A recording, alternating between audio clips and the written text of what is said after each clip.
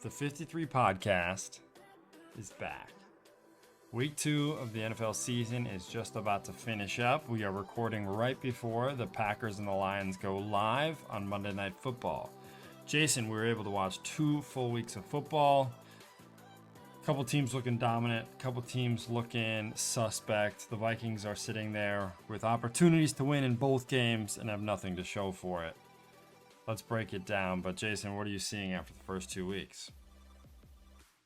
I'm seeing some young guys get some shots here. The guys overall, generally, the guys who we thought would rise are rising as far as individuals.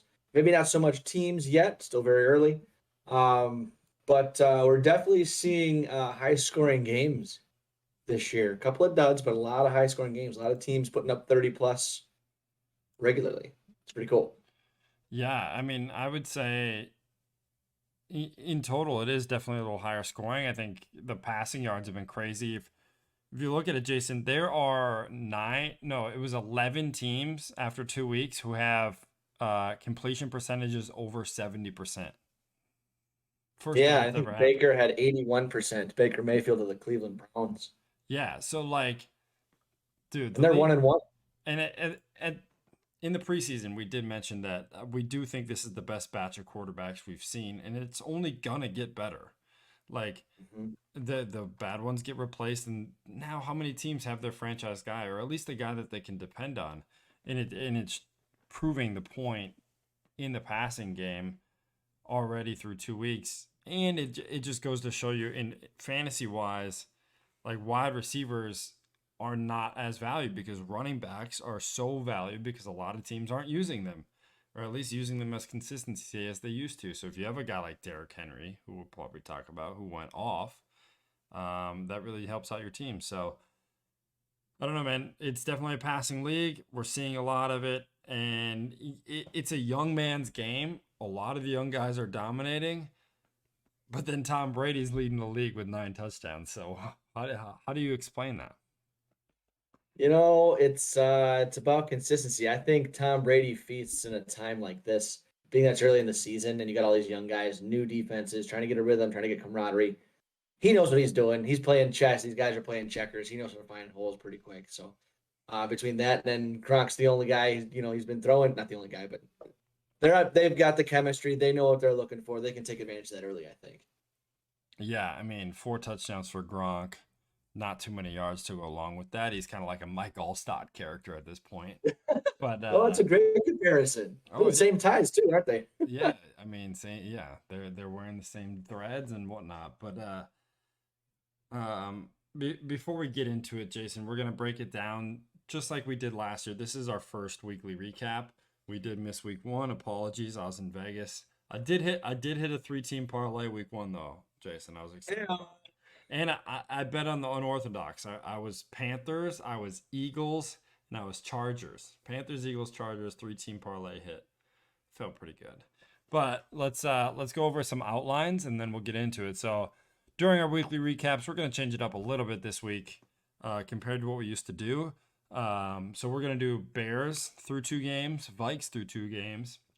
Then we're gonna talk contenders. We're gonna talk flops through 2 weeks. We're gonna talk surprise teams.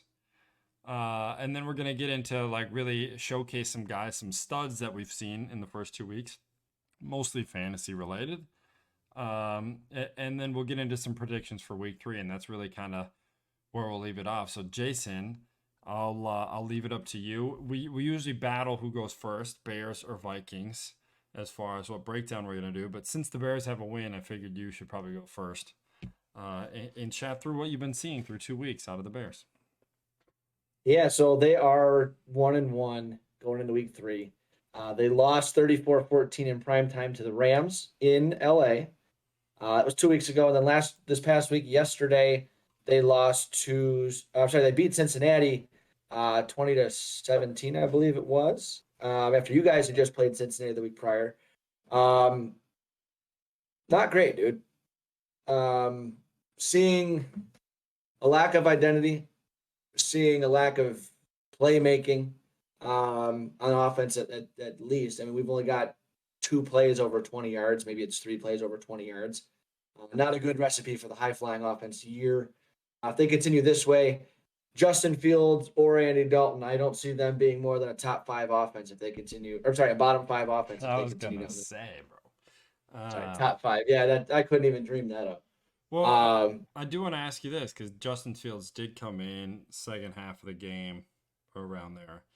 And I think at times showed the athletic ability and the athletic specimen that shows that he can be a franchise guy, but maybe the brains or the wits didn't follow it up. Is that kind of what you're seeing? Like, is that something that he can progress with as a rookie quarterback, or do you think he just doesn't have it at all? no, I think your question is well intended, but I think this has nothing to do with Justin Fields or Andy Dalton, for that matter. We've got Matt Nagy's offense. I think it really handicaps. It's supposed to be highly efficient. It isn't. It's all, you're paying all these guys. We're one of the oldest teams in the league, which means we should be smart. We're not. And we're not executing, but you're not giving the playmakers chances to move the ball. I mean, you pay Allen Robinson 15, $18 million a year to catch 6 hitch routes. I don't think that's the way it's supposed to be, but that's the way the offense is designed. Through 2 weeks, I mean, that's what we've been seeing for the last 4 seasons. So I think objectively, the offense that we saw Andy Dalton run and the offense that we saw Justin Fields run were the same. Same calls, very ineffective. I don't think playmaking ability has a whole lot to do with it. Fair. So I think they're both limited by the play calling and the scheme because we saw Fields can let it loose in college, big deep ball guy. Dalton tore it up with consistent play calling in his time in Cincinnati, got Pro Bowl nods, and then last year he aired it out a bit too, with Dallas when given the opportunity to spread the ball around. Those play calls just aren't in the playbook right now. That's not part of their scheme. That's not what they want to do. And Nagy is intent on not breaking from his system. Are you bummed that Cordero Patterson is no longer a Bear? And after watching him score 2 touchdowns for the Falcons, thinking, "Damn, we should have held on to that guy." I'm very much bummed. That's one guy I wanted to stay because, one side's like, all right, less gadget players, less gimmicky offense stuff, but clearly that's still going to continue. So why would you not want to have a tool like that, the size, the strength, the versatility, and a guy who actually wanted to come back to the Bears? The Bears didn't offer him a contract, but he was on social media saying he wanted to be back. So I know a lot of this sounds like my downer part from coming in last year, but I'm seeing a lot of the same things that were very frustrating last year early on here. I want to get behind it. I mean, if I'm going to be a fan, I'd rather be excited than not, but there comes a Yeah. point where it gets a little embarrassing getting a little rah-rah there. Yeah, no, I feel you, Jason. And to be honest with you, you guys just beat a team that beat us, and it's hard for me to be like, how can you be so down after you guys just won? But you played a Bengals team, and for what it looked like, they did not play their best game. And Well, when Joe, Joe Burrow comes out, has a decent first half, low scoring, just not a lot of plays, and then he comes out in second half, 3 throws consecutive picks. right? So I mean that's hard to do. Roquan House is one that's hard to get on about it. But I mean, even then, the Bears almost salted it, negatively. They almost got blew it at the end there too. So, I mean, so I think the thing talking about the Bengals like that, I think that's a good transition into your first week. What did you see first 2 weeks of Vikes? Obviously, played Cincinnati and they played Arizona. Yeah, Take her well, away. yeah. Let's go Cincinnati. What I saw is a team that can execute on offense and a team that can play well on defense in spurts. What they're not doing, and this is the complaint last year too, is they're not playing complementary football. When the defense stands up, the offense goes three and out. When the offense scores a 70-yard touchdown, the defense lets up a touchdown. And until we can have those back to backs, we score and then stop, get the ball back, score again, very Tom Brady esque. That's when you start to dagger teams. Well, what we're doing is scoring, let them score. It's very back and forth. The lead changes that we've been seeing in both these games is way too much. We need to play together and capitalize off our turnovers, and things like that. But what I do see, Jason, is a team that's going to be in every single game this year, and that Sure. showed through 2 weeks. I mean, we had a chance to win in both games and lost both of them. but we have the firepower on offense to be in games. Our defense is good. We just let up a couple big plays here and there, but we are sound defensively. Our new corners and defensive backs look good. Patrick Peterson, for the most part, held DeAndre Hopkins in check. Uh, Xavier Woods had a pick. He's a new guy to the team. Nick Vigil, the linebacker, he's kind of been a journeyman, like in and out of teams, yada yada. Found a spot on the team because Anthony Barr has been hurt. He had a pick six in this game. He's also had a sack, two tackles for a loss, and then the biggest name on the Vikings right now, you'd have to say, is Danielle Hunter. Had three sacks on Kyler Murray, is second in the league in sacks. Looks like an absolute freak. He's all the way back from injury. Didn't play all last year, and is the number one difference between this year and last year, and our defense being able to get off the field. He's been really fun to watch. It sucks being 0-2 because I think our team is really good and really talented, and we got a tough road ahead of us in the next couple games. Playing Seattle next week is going to be rough. Sure. As far as complaints go, let me jump in and ask you this one. yeah. So you mentioned at the beginning of this, I'm more thinking about the overarching theme of the team and how you started out saying, well, they're not in that Tom Brady level. They're not in the, complementary football. One will excel and one will kind of lay a dud. Now, Yeah. your offense is rather explosive. We know that they've got a lot of weapons. They're able to scheme things open pretty nicely. The defense, obviously last year, eviscerated with injury, really young. So you have a better mix this year, in my opinion. With you got Hunter back, you got Kendricks back, you signed Pat Pete. You're going to have Barr was supposed to be back. We'll see what that looks like. You got Ev, the D line, a couple guys there. So is it something that you think is this? I guess so. Now the bipolarity of it, is it a coaching thing? Is it Zimmer's not able to keep guys focused? Is it something you're not worried about in that the veterans returning will get these younger guys honed in and they should be able to stabilize? Or is it a third option that you kind of see? Because as a fan of football and being in Minnesota the last 10 years, I see exactly that, what you're talking about. Yeah. And it's often interesting to hear how people perceive some of these fixes. Is it the coaching? Is it something you're not worried about? Or is it a third thing I'm not seeing? Well, I'm starting to get to the point where Zimmer's negatives are almost starting to outweigh his positives. His positives are he's gonna trot out a defense that shows you a different look, gets you confused on third down, and send a blitz when you're not expecting it, get a sack, that type of thing. And he does that really well. What he doesn't do well is he doesn't game manage well. He doesn't use his timeouts well. And I would be willing to bet if there was stats on it somewhere that we have to be the worst team in 2-minute drills, both offensively and defensively. And it proved itself in week 2. And I think it's all coaching and not playing and not blaming it on execution, which he loves to do. Well, if we would have executed, no. If you put us in position to execute better, then we would execute. And what I'm talking about is at the end of the first half, we kick a field goal to go up 2 points. We missed the PAT, so we kick a field goal to go up 2, I believe. And I'm like, hell yeah, 28 seconds left. If we just play normal defense, they run the ball a couple times, tackle them inbounds, half's over. Zimmer drops back in this prevent defense because he doesn't want to get beat for a touchdown. And Kyler Murray throws 2 complete passes, and they line up for a 62-yard field goal and hit it. That's not on the defense. That is not on the defense.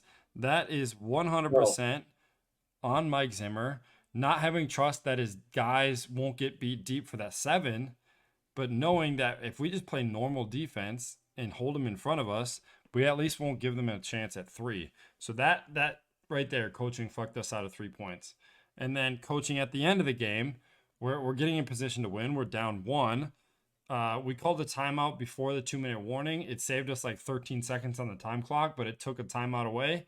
Drove me insane. And I'm thinking about it this whole time. I said, man, I would trade those 13 seconds for a timeout, no problem. And it rears its head. It's 1st and goal. We're 37 yards out from a field goal. So we're on like the 20-yard line-ish, right? And there's 45 seconds on the clock with 1 timeout.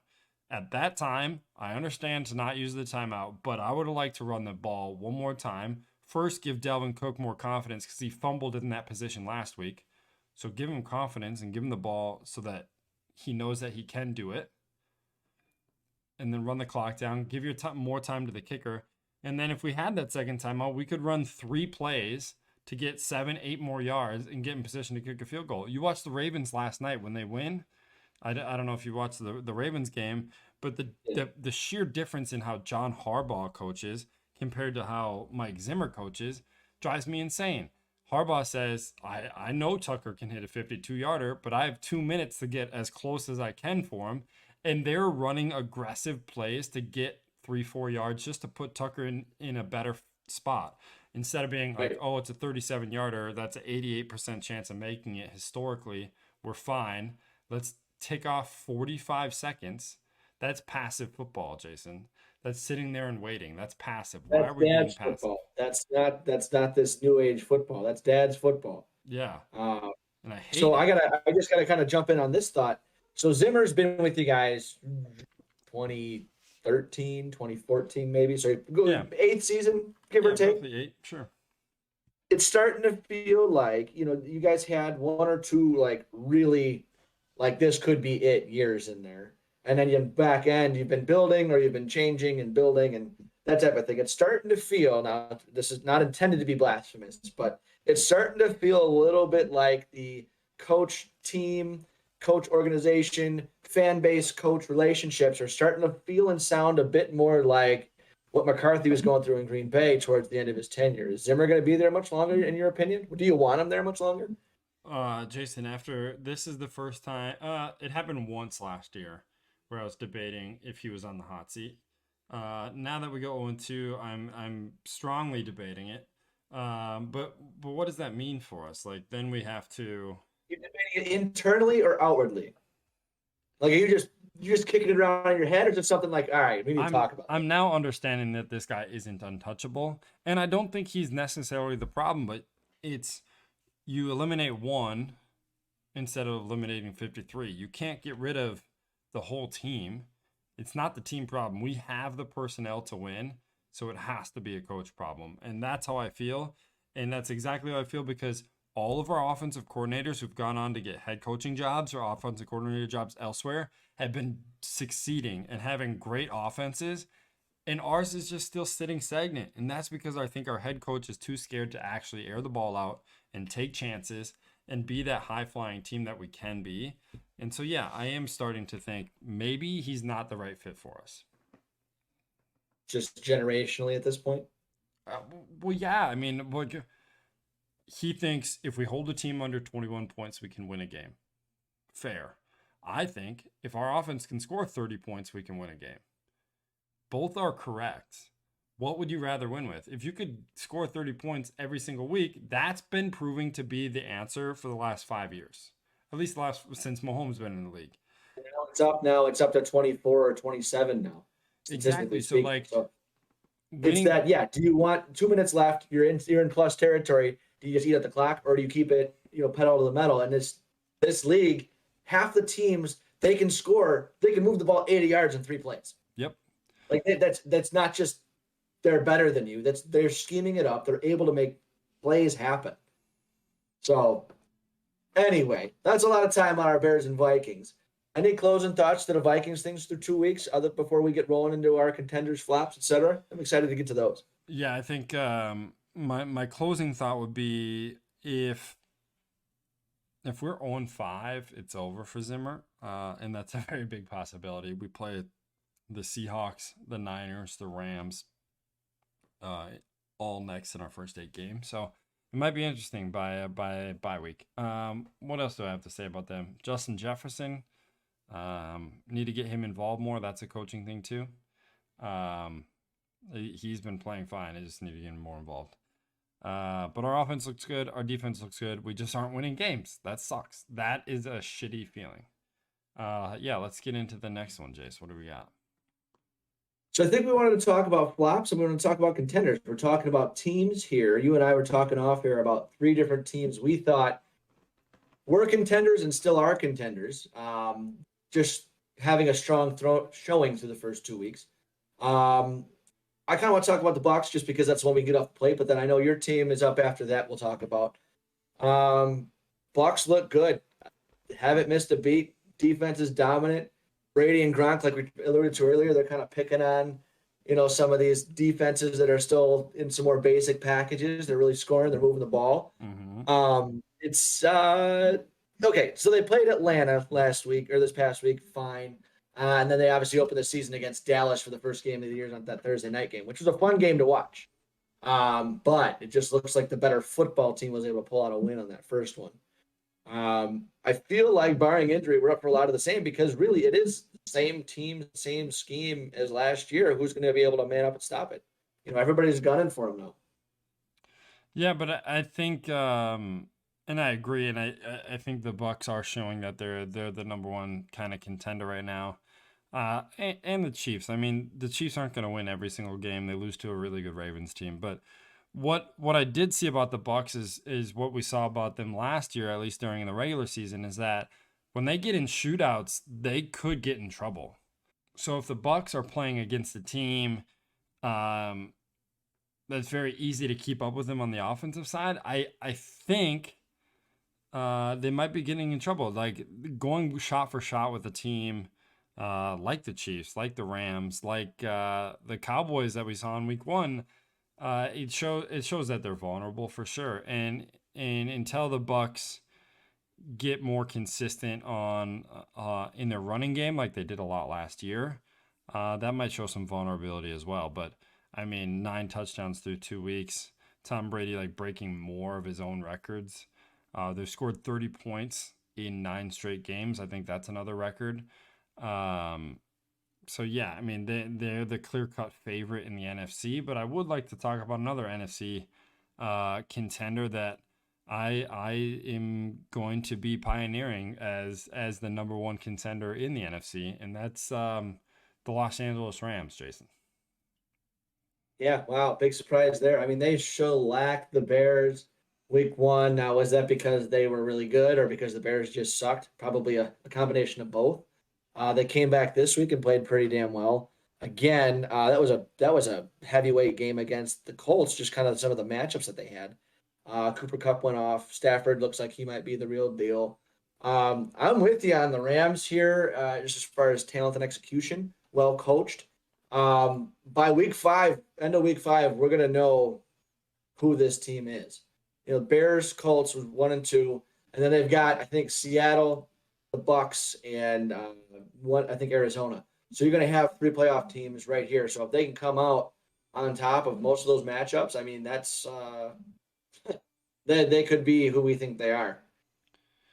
Yeah, and I think they're still really trying to find out their identity with their run game. Like, yeah, it's not that far replaced from Cam Akers getting hurt. They're still just trying to figure out what Henderson means to this offense, what they can do with their other guys. They bring in the kid from New England as well.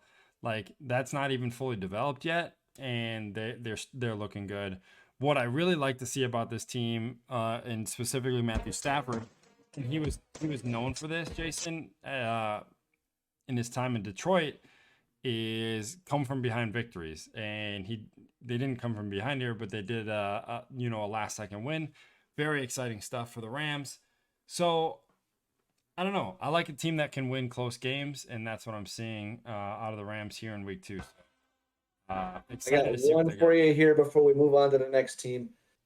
One of the statistics that came up in the game, I think might have been week 1 against the Bears. One of the infographics that came up, and Collinsworth was talking about this.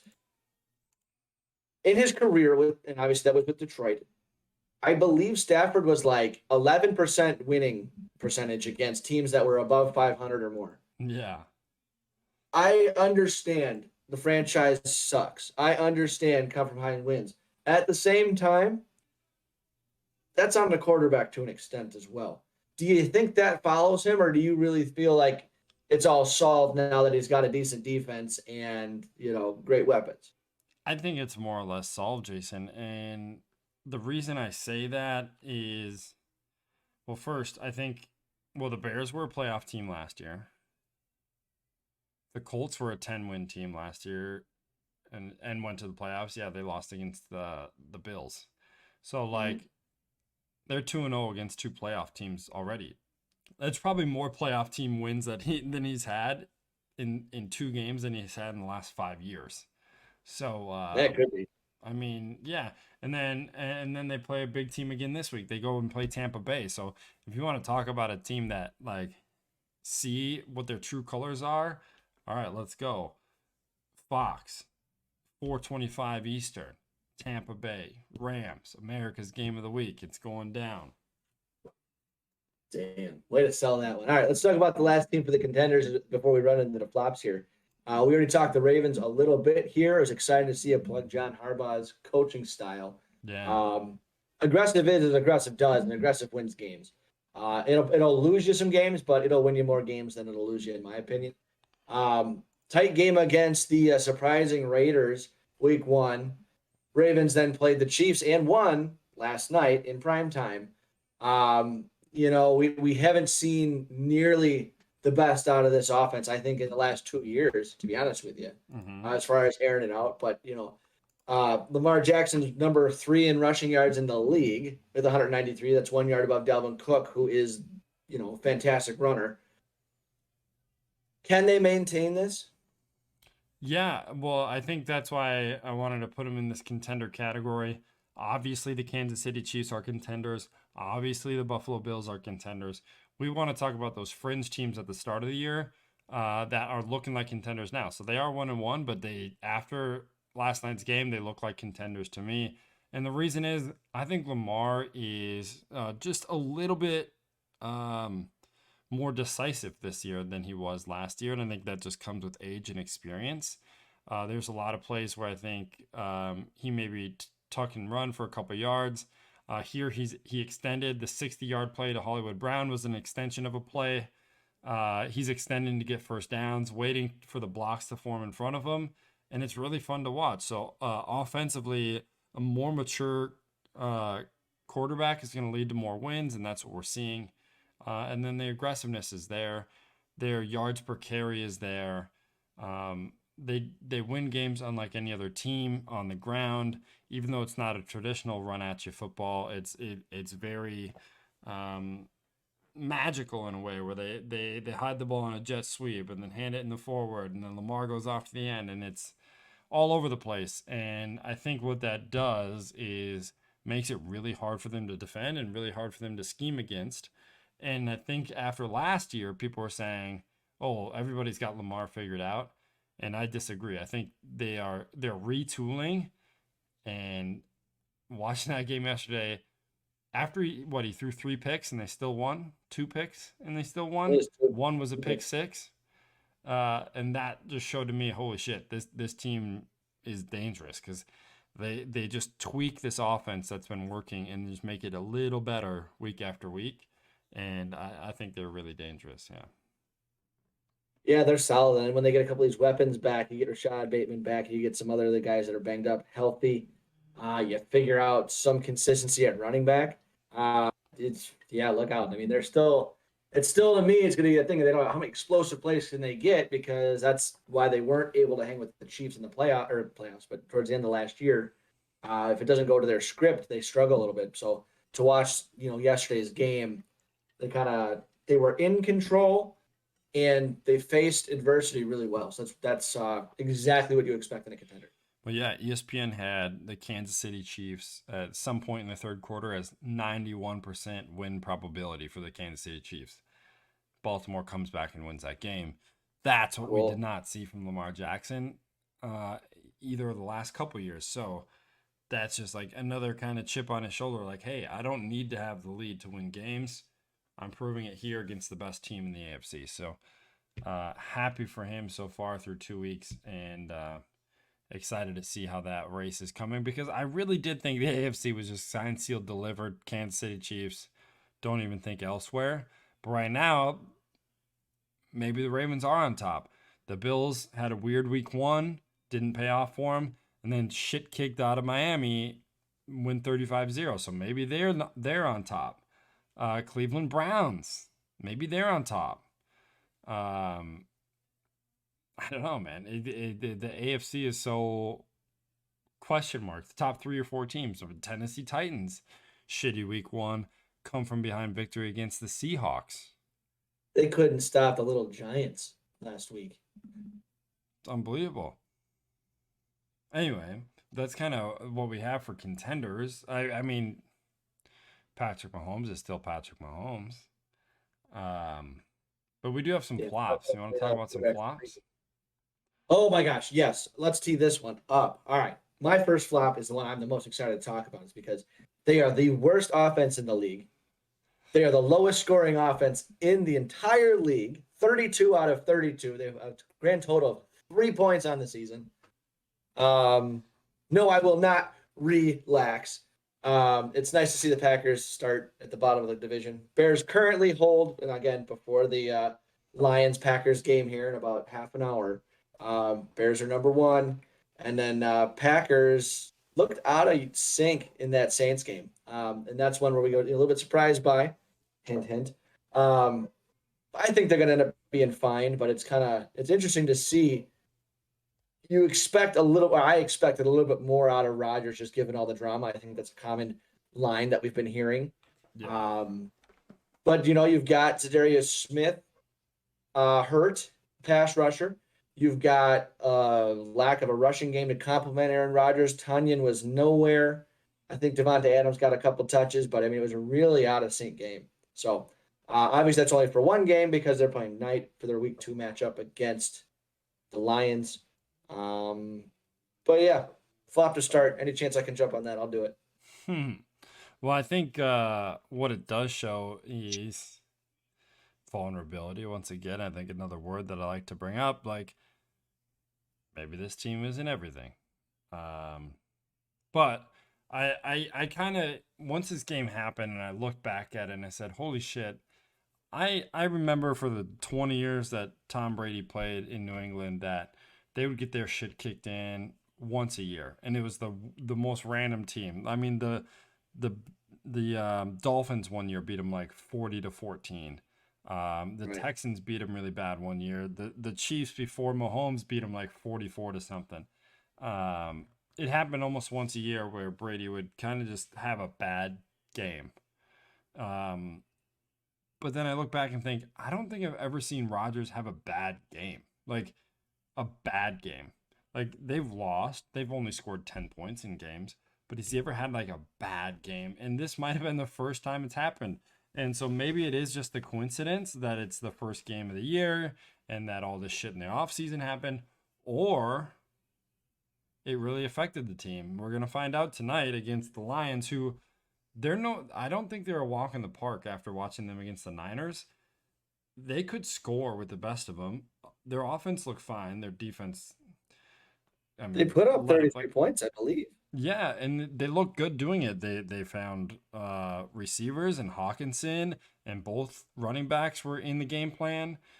Really like spread the ball around. It was really this well-rounded offense that if their defense, or it doesn't even matter their defense, if the Packers can't execute like the Packers usually do, the Lions could take a game from them tonight. I could totally see that. Don't get me too excited. I hear that. So let's go into the next flop. Who's your next flop? I think we were talking about some AFC teams. Who did you settle on here for our AFC flop? Yeah, AFC flop is another kind of weird one to me because they did play really two tough opponents, so I will give them that. But the Indianapolis Colts, they're flopping to me for a couple reasons. I think if Carson Wentz wasn't playing, I wouldn't call them a flop. I would just say, oh, that's expected of them. Carson Wentz comes in, I'm expecting a lot more out of them, and I haven't seen it. Jonathan Taylor's been non-existent. Their defense. I mean, they let up 28 in week 1. They let up 24 in week 2. It's not terrible, but like they were the number 3 ranked defense in the league last year. So I think the Colts at 0-2 is kind of a flop. Yeah. Yeah, I'm with that because they lost to the Rams by a field goal. That was a fun matchup watching Donald and Quentin Nelson go at it. But then they played Seattle week 1 too, and it's something where that's similar yardage, similar TOPs. But yeah, I didn't see a whole lot of clutch. Is that because a lack of playmakers? Maybe they don't have enough receiving threats on the outside. Is it because Wentz is, new system, even though he's back with Frank Reich? Uh, is it just a lot of new, or are they really just not that good? We're going to find out here pretty quick, I would think. I mean, we could be talking in another 2 weeks. I mean, by week 4, you have a good idea who your team is. Not we could say that for a lot of teams. Well, So that'd be one I think we're going to be tracking. Because I think in the preseason, you and I varied on the Colts a little bit. I think you're a little bit higher on them than I was. yeah, it was, and that's kind of why I'm calling him a flop right now because it gets a little crazy right away, Jason, that you go 0-2 and then you play your division opponent in week 3. You play the Tennessee Titans. You lose that, and then the Titans have 2 games and a win over you in the division to start the season. That is a tough mountain to climb. Well, at the same time, I got a new quarterback coming off an injury, all pro lineman coming off an injury, 3 really good playoff teams from last year that are likely going to make the playoffs again this year. Do we start circling the panic button or do we not? We're going to find out pretty quick who Colts are, who Colts management is. Obviously, with Chris Ballard, the GM, like him, but I think this franchise is hungry for a real shot, and obviously that was evident by going and getting Rivers last year. Yeah. So I can definitely. You hate to see it, but it could get squirrely quick because that's a big contract. Wentz is still sitting on too after the trade. Well, I'm hoping to see more from him, and the Titans are pretty Swiss cheese on defense. So maybe Carson can get some of that confidence back in week 3. We will see it, but they need to get Jonathan Taylor started and go from there. Michael Pittman Jr. is looking every bit of a wide receiver 1 after 2 weeks, so that's exciting for them too. But those are the 2 kind of flops I have. I think there's a lot of teams out there that are performing kind of right where we thought they were. Jets, unfortunately, worse than we thought they were. With the young gun throwing 4 picks in his first 10 passes, not Right. good. But I think they'll be all right. I shouldn't pester that much. Let's get into surprises, Jason. I do think there are some surprises that I would like to talk about, and the first one on our list is a surprise for completely opposite reasons in week 1 than in week 2. So if you want to cover the week 1 surprise, I'll hit the week 2 one. Oh, the week 1 surprise was the one that we kind of alluded to already with the Packers. The Saints shellacked the Packers. It was beautiful. LASIK Jameis goes off, whether it's the LASIK training or in his offseason training, or if it's taking a year to learn how to have a press conference from Drew Brees. They definitely did a lot right. I mean, they were clicking on all cylinders. Every aspect of the game looked good. Jameis was decisive. He was clean. He was athletic. He ran one. Threw a couple rockets out there. I mean, there was nothing that was going to touch this dude. I mean, especially on fire against someone we knew was supposed to be a good playoff matchup for him. So we knew coming out the gates, who is he? Who isn't he?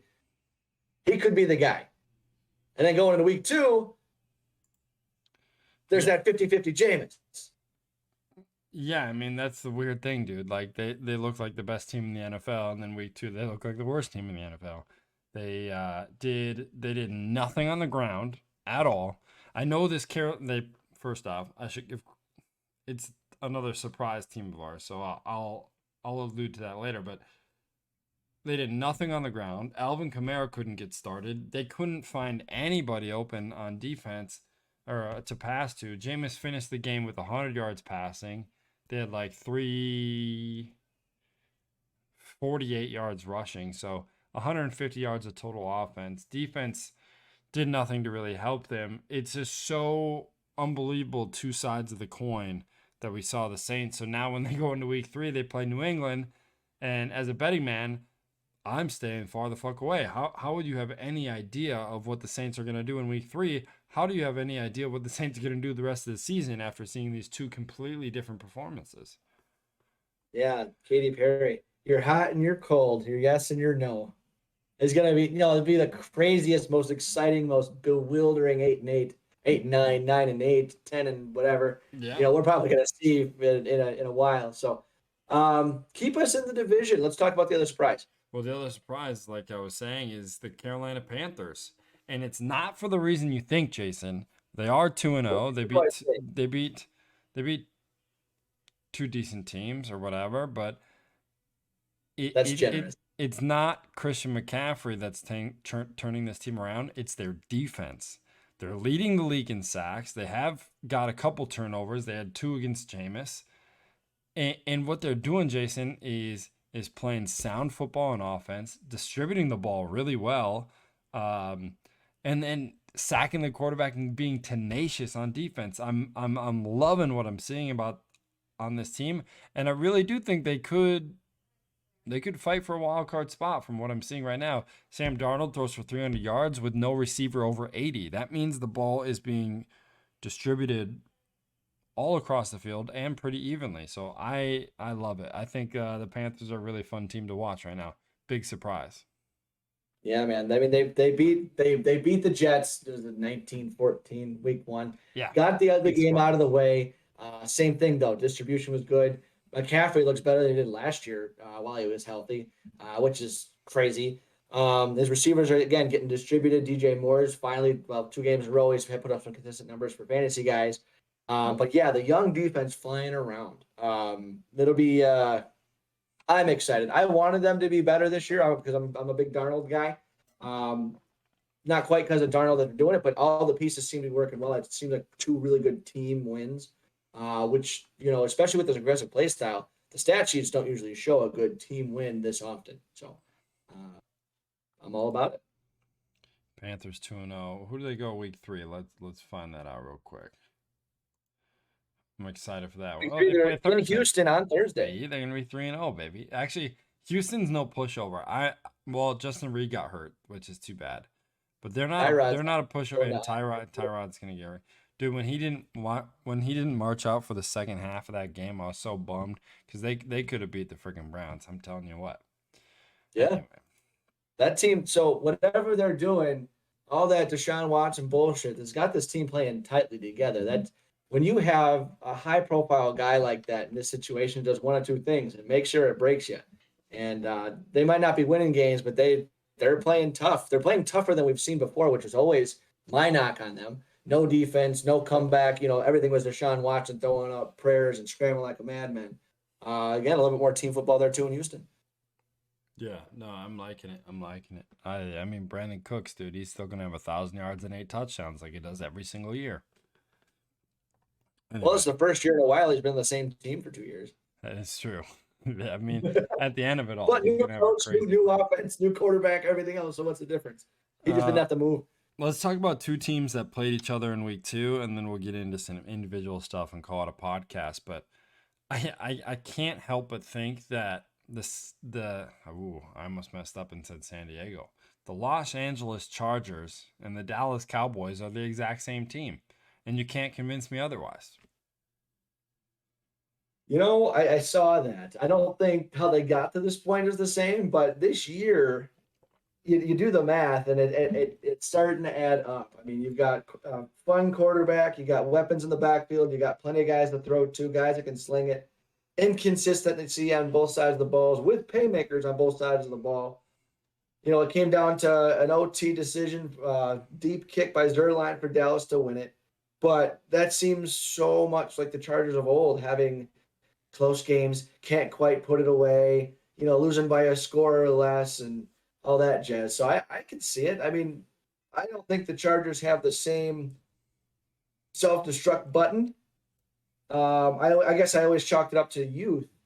But I guess when you put it on paper, they look pretty damn similar. Yeah, and I mean, the shitty part for the Chargers is that they have to play in a division that's probably a little bit better than what the Cowboys have to play in. Yeah, probably. But yeah, I mean, they just sit right there. I mean, I think they could have the potential to be these really explosive offenses, defensive playmakers, like you're saying. And when they're playing against each other, you're like, holy shit. It's like that Spider-Man meme. They're both looking at each other like, hey, what's going on over there? What are you guys doing? And their play style on offense, as far as how their quarterback plays, is eerily similar. So I don't know. I thought that was fun. Here you go. Here's the game. I'm looking at the team stats right now for that 20-17 win Dallas had over the Chargers yesterday. Yeah. TOP 2903 to 3057. So they're off by a minute. Total yards 419 to 408. First downs 25 to 24. Third down percentage, just about half, 50%. Penalties, lots of penalties for both teams. 2 sacks, not a lot of punting. I mean, aside from the rushing discrepancy, they're lockstep. That's incredible. Yeah, they're the same team. Granted, 1 game sample size, but do you think? Okay, so here's the thing I would say different. So week 1, Dallas played Tampa opening night, played a pretty damn good game. Yep. You take Chargers, they played Washington and they won. Pretty damn good game there too. Do you think they have the same game against each other? Obviously, Dallas would be, if they're playing Washington, that would be a division game. But can the Chargers hang with Tampa the way Dallas did? The Chargers. I think they've got the weapons to do it. The Chargers hung with Tampa last year as one of Herbert's first starts, and he went nose to nose with Tom Brady. Should have beat him, but Brady had like a minute left to kick the field goal to win. Do it. So yeah, I do think that, and I do think at the end of the year we're going to look at these teams and they're going to have the same records. Or Cowboys have probably an easier schedule just because of their division, but I'm thinking that, man, they're kind of just right up there. And now I've gotten into the debate in my head. What offensive weapons would I rather have? If the quarterback was the same, would I rather have the Chargers offensive weapons or the Cowboys offensive weapons? Oh, I guess it depends on your style. They're both similar. They're the same damn thing. Right. Good running back play, diverse running back play, and good receivers. I would say the Chargers receivers are a little bit more game management than they are big play, but that's who's to say. They all put up statistics. Maybe not as many home run balls, but they'll get you a 20, 30 yarder because it's open. I mean, the Cowboys, you got CeeDee Lamb, you got Amari Cooper. Those guys can do some amazing things. But even then, would you want the Chargers defense or the Cowboys defense? I'd take the Chargers defense all day. Well, yeah, I think that's where they differ, is that the Chargers have, I would say, 2 more bona fide playmakers than the Cowboys do on defense, and that being Derwin James and one of the Bosa brothers. But outside of that, I mean, they're roughly the same though too. Right. Gosh, now, so all credit to you for bringing up that pre-pod comparison there. So that's going to be the one I think we got to talk about. So we'll do a couple. If it's worth it, we'll do a couple check-ins on that one. If it's worth it, let me work it. Put that thing down, flip it, and reverse it. Anyway. All right. So anybody individually shining to you before we wrap this up? Who's a couple guys, whether it's fantasy, whether it's just the shiny new car look? It's oh shit, didn't see that coming. Who's sticking out to you? It's the same shit as last year, dude. Week 1 through week 8 last year, this guy was number 1 in fantasy voting for me, and he's number 1 in fantasy voting for me right now. And that's Baby Yoda, Kyler Murray, dude. He looks so confident in the position that he plays on that team, and the whole offense revolves around him, which I didn't feel like it was like that last year. I think he forced a lot of balls to Hopkins last year. This year, it feels like he's getting everybody involved. This Rondale Moore kid is playing really well. They need to figure out the run game. It hasn't worked the 3 years he's been there. It didn't work against the Vikings. But Kyler Murray has 7 touchdowns passing, 2 rushing already. So he's got 9. He's tied with Tom Brady. He's definitely been a stud through 2 weeks. For sure. Mine's going to be, well, one, hats off to Chandler Jones coming out the gate with 5 sacks in the first game. Fucking sweet, especially coming off an injury. But mine, I mean, Derrick Henry yesterday was nothing short of incredible. In a PPR league that I'm in with my wife, I drafted him for her. And he went into halftime with 9 points in a full point PPR. He left the game with 47.5 points. He finished the game with 35 rushing attempts, 182 yards, and 3 touchdowns to pair with 6 catches for 55 yards. Most of that was in the second half. And you don't think of him as a burner. You just think of him as this colossus running dudes over. Guess they don't ask how, they just ask how many, because holy cow, what a half, And he's the guy to be the most susceptible for that. McCaffrey might be able to match it just on pure yardage and touches, but the way that he's doing it too in such a dominating fashion is just blowing me out. Yeah, I mean Derrick Henry is fun to watch when he's steamrolling like that. Another dude who's steamrolling, but through the air, Cooper Cup, man. Cooper Cup, 4 touchdowns in 2 weeks, back-to-back 100-yard games. His past one, 180 something. He already found his new best friend in Matthew Stafford. I don't think they're gonna look Yeah. back, Jason. I think this has potential to be by the end of the season, a very special duo that might be flirting with some records. I mean, the touchdown record is 23, flirting with that. Reception record, yardage record. I don't know, man. But after 2 weeks, it's looking really nice. So it's exciting to see that. I really think Robert Woods will get more involved in this offense because it'd be sad if he didn't. But Cooper Cup, holy shit, dude. And he's tearing it up. I think it's going to be the same as last year for the Rams. You've got more talent, you got more of an arm, you've got more quarterback knowledge, but it's going to be the guy that goes off is the guy that is the opposite of the guy that the defense wants to take away. Like if they don't want Cup to catch the ball, they'll double him, they'll bracket him all game, and Woods will have his 10 catches, 170 yards, and 3 touchdowns. Yeah, I think you're on. I think you're going to get a lot of that. And not to take away from the talent of either of those guys, it just seems like it's that fair and balanced of a passing attack to have that type of an MO. I think you're on. I think you're on point there.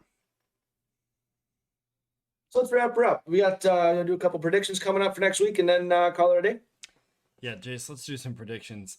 First one I got to throw at you. Since you are not convinced about the Rams, I'm going to ask you, who are you taking?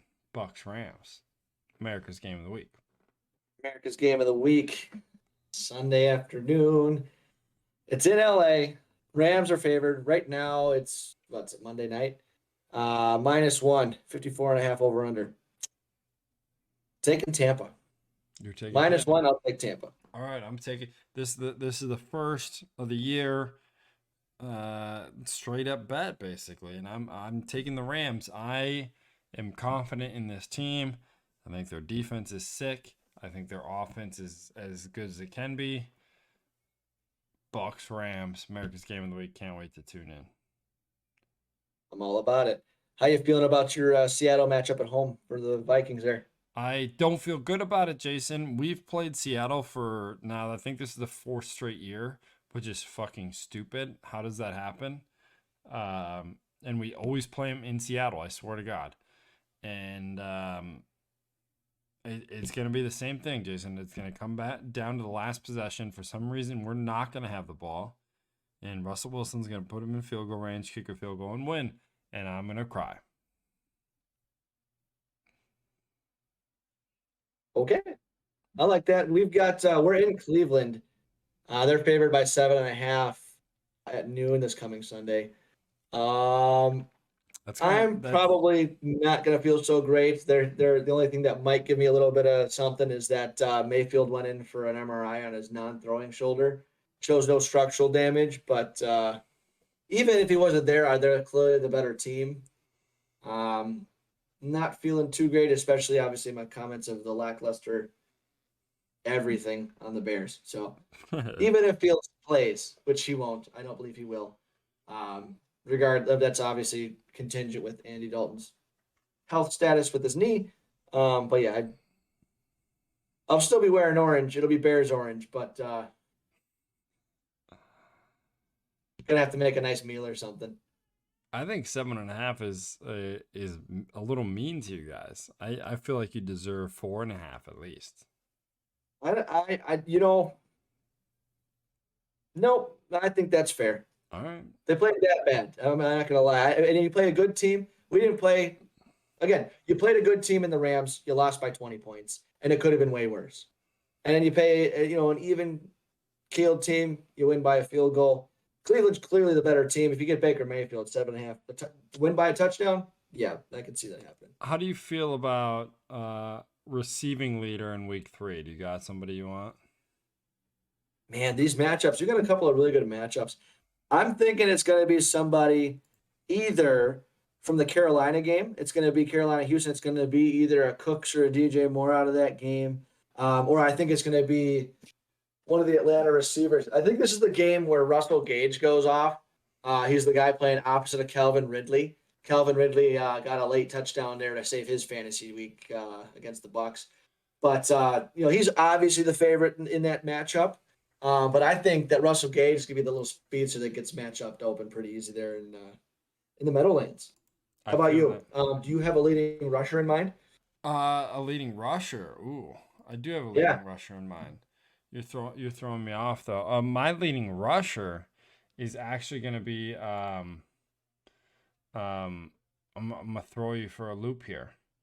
It's Hit me. it's gonna be Najee Harris. Let's go. They Drafted him have in fantasy. they haven't been able to really get him going in the run game. They got him going in the passing game in this past game, and that's where he scored and made some big plays. They play Cincinnati. I think they need to establish the run game against a divisional opponent. Let's go with Najee Harris as my runner. I think that's a long shot. Don't put money on it, but I think it's a fun one. All right, so still on week 2. What would you say if I said Detroit was up 7-0 halfway through the first? Goff has a perfect 158.3 passer rating, and Quintez Cephas has 2 catches, 51 yards, and a touchdown. Yeah, Quintez Cephas is sick. I think we should go watch this game, bud. What do you think? Yeah, I'm ready. So let's finish this podcast with this one. Who do you got? Washington football team or the Buffalo Bills? Is the game even close? Should I even bring it up? The game's close. I don't think it's. I think it's going to be within the -9 that Okay. Buffalo's currently favored because Buffalo's at home. I'm excited to watch that game. It's the other noon game. I'm gonna be flipping back and forth too. Excuse me. That and if I can get the Colts Titans game, but I think there's a lot of interesting matchup points there. I think if there's a front seven that's going to contain Josh Allen, it's this front seven, which is something he's usually used to running up against holes, poor contain, things like that. So I think Coach Rivera will have this Washington secondary pretty well coached. Yeah, I like it. I think they have an opportunity to win. I'm a Tyler Heineke guy, so can't wait to see that. Now that Heineke's the quarterback there, I don't know if I can root for the Cowboys as much as I have been. Anyway, that's the podcast. This is the 53. My name is Luke. This is Jason. Vikes are getting a win this week. The Bears upset win against the Browns this week. Who knows? Oh, all right. I appreciate the energy. You got your Lions colors on. I appreciate it. Always when they're playing the Packers. Gotta represent. All right, guys. Biting at kneecaps, baby. That's it for us. Deuces. Peace.